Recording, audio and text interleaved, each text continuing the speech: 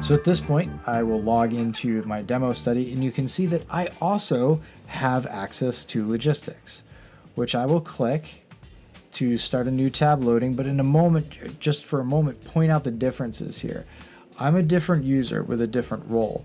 I have access to the launch button. And in this part of the demo, I'm putting on my study coordinator hat. And imagine the scenario where I've come to work. I have a little note saying, hey, there's a box for you down here in shipping and receiving. Please come get it. I go grab the box, I open it up, and I say, aha, it's kits for the 2025 demo study. So what I need to do is go into logistics to mark them as received so that they become available to my allocation tool within Viedoc. So here's logistics, and I can see all of the kits that are in transit on their way to me. And they're scattered around. This is more or less alphabetized, but they show up in a more scattershot modality here. So I've got a bunch of kits coming in. I can select in transit to get to my 20 kits directly.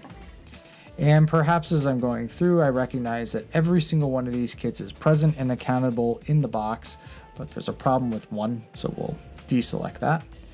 And these ones I'm going to simply receive. They look good. I don't need to add a note. Everything is fine. I select apply, and those are now in my system ready to be allocated. Of course, I still have to put them on the shelf or in the refrigerator or whatever the SOP is, but they are here and they are available to my system. Now this kit perhaps had an issue. So I can put this in quarantine and maybe add a reason, temp excursion. And I like to use a workflow where I quarantine it.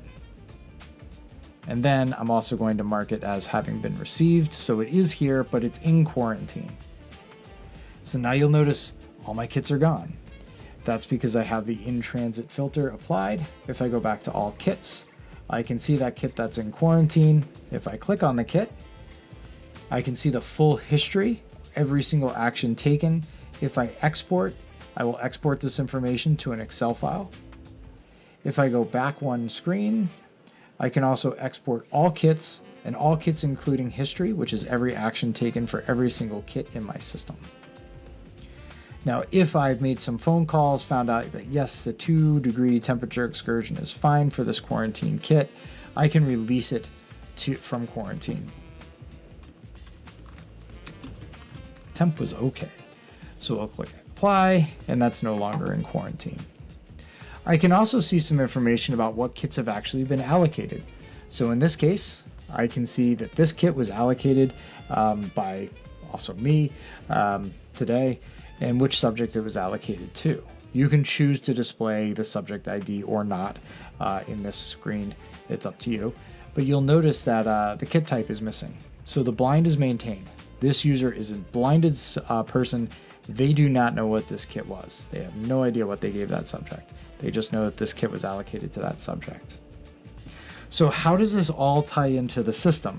This is an optional piece. You don't have to use this. This is more of our advanced allocation tool. You can do simple allocations based off of a static kit list. This is much more dynamic, but it all ties back into the randomization part of the tool.